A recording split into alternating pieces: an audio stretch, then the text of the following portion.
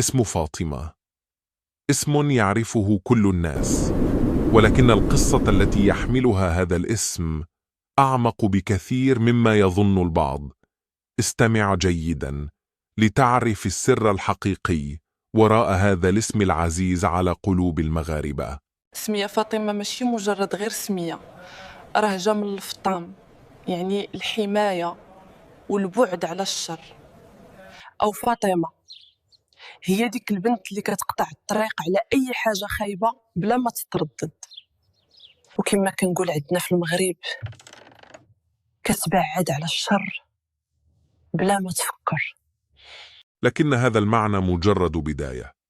المعنى الأكبر جاء من امرأة واحدة، امرأة غيرت التاريخ كله. إنها فاطمة الزهراء رضي الله عنها، امرأة طيبة قلبها رحيم وكلامها هادئ، لكن قوتها كانت ظاهرة في كل موقف. ومنذ ذلك الوقت كل من يختار هذا الاسم يبحث عن الوقار والهيبة والنقى. ولدى علماء النفس كلام عجيب عن هذا الاسم.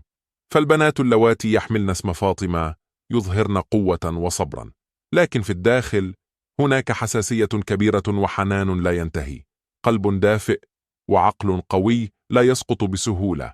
وفي المغرب يكفي أن تسمع اسم فاطمة لتتذكر تلك المرأة التي تدخل الفرحة للدار وتساعد الجميع ولا تترك أحدا محتاجا. والعجيب أن أغلب الفاطمات محبوبات من دون أي مجهود. وهناك سر آخر لا يعرفه الكثيرون.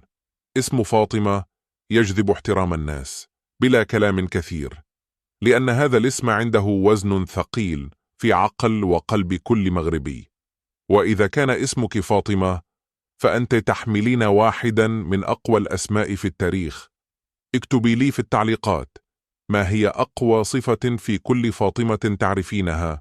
أتمنى التوفيق لكل فتاة تحمل هذا الاسم العظيم فاطمة. شكرا جزيلا على المشاهدة.